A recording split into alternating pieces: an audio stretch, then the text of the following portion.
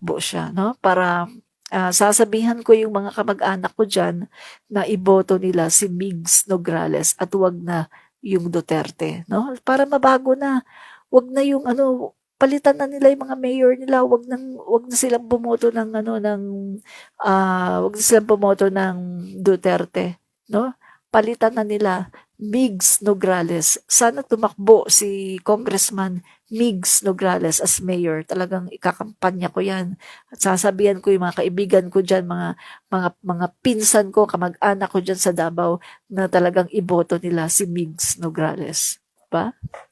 Mga kaibigan, no? Para mapalitan na kasi grabing napaka-corrupt ng mga Duterte. Sobrang napaka-corrupt nila, mga kaibigan, no? Grabe. Galit na galit si Jason Tan, no? Sabi niya, kaya lagi kulilat ang bus mong tambilaslas, admin rich kasi sobrang napakabuhaya. Galingan mo para maging regular ka sa HOR. May oras pa bago ka mag 70 years old. Wala namang balak si speaker na tumakbo. Paano siya magiging kulelat? Engot!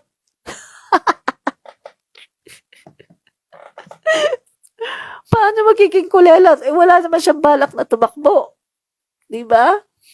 Engot talaga to eh. No?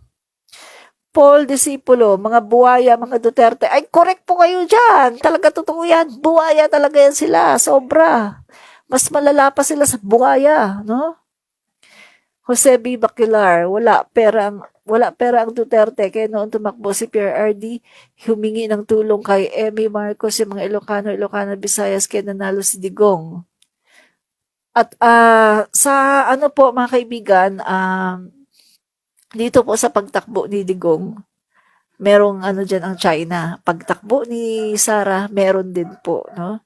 So, isusulong yan ng China. At eto nga, yung kanilang naratibo ngayon, yung utos ngayon ng China dito sa mga DD sheet, no? Na mga bayaran na yung mga scholar ng China, mga kaibigan. Scholar ng China sinasasot, yan. Nasa China sila ngayon. Scholar sila, mga kaibigan.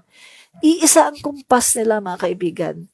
Talagang sisirain nila si Speaker Martin Romualdez kasi ang gusto ng China ngayon, iisa lang ang gusto ng China, mga kaibigan, mapalitan si PBBM.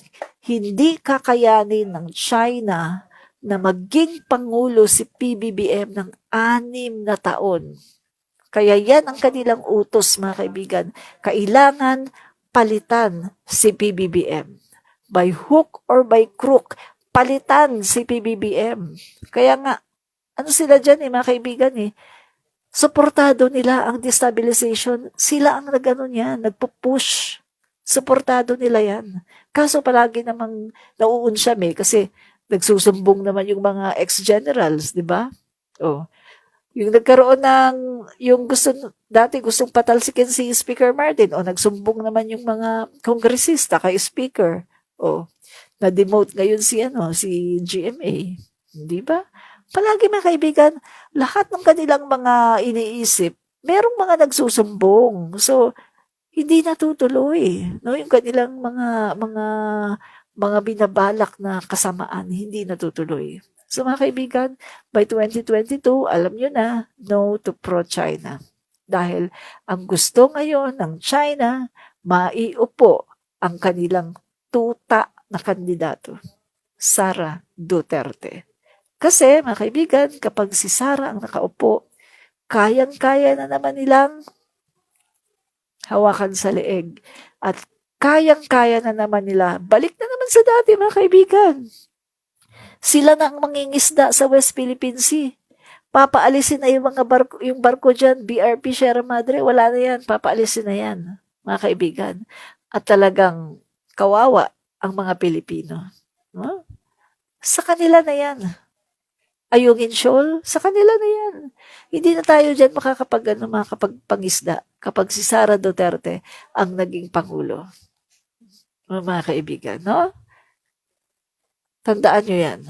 Kaya, no to pro-China. In 2025 and 2028, no to pro-China. No to Communist China. Mga kaibigan, no? So, yan na lang muna mga kaibigan. Okay. Na-shout out ko na kayo. Sebi Bacular, salamat po sa panonood. Paul Discipulo, marami pong salamat sa panonood. Rose Reyes, salamat po sa panunood. Okay, Sanje Bell, marami pong salamat sa panunood. Yan. At ang aking basher na si Jason Tan, maraming salamat sa panunood, no? Okay. At si Edeline Martinez, marami pong salamat sa panunood, no? Sino pa ba? Cici Blanco Laroche, marami pong salamat sa panunood, no? June Refaril, marami pong salamat sa panunood, no? Sabi ni June Refaril, magkano daw magkano bayad daw, no? Tumigil ka na.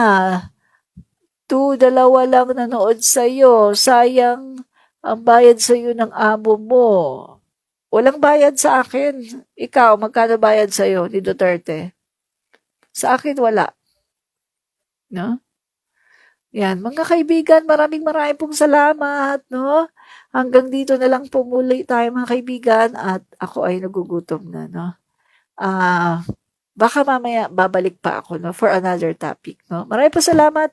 Admin Rich po muli ito mga kaibigan. Tayo po ay sumusuporta sa ating gobyerno, sa ating Pangulo Bongbong Marcos at pinoproteksyonan din po natin si Speaker Martin Romualdez dahil siya po ang close ally ng ating Pangulo at siya rin po mga kaibigan ang talagang nagpoprotekta sa ating Pangulo para hindi po magalaw ng mga evil person na yan na gusto siyang ipa-impeach. So mga kaibigan, supportahan po natin si Speaker Martin Romualdez para maproteksyonan natin ang ating Pangulo. No? Maraming po salamat mga kaibigan at ito po si Admin Rich laging nagsasabing fight fake news, expose the truth. Bye! Salamat po sa panunood. God bless po. Bye. Ingat. Admin Reach. Ang pinapakalat na balita ng mga taong gusto lang talagang sirain. Comentarista. Nakita naman natin na ang kanilang mga pinapakalat ay walang katotohanan. Paano pa man karami ng mga taong sa iyo ay nagagalit, ang talaga naman ikaw ay hinihiba. Pero, galingan mo lang. Dagdagan mo pa, mga kaibigan. At the end of the day, performance doesn't lie. Ito po mga kaibigan, muli si Admin Rich. Fight fake news, expose the truth. Fight fake news and expose the truth. Fight fake news and expose the truth. Fight fake news, expose the truth. Fight fake news, expose the truth. At bawal ang fake news, expose the truth.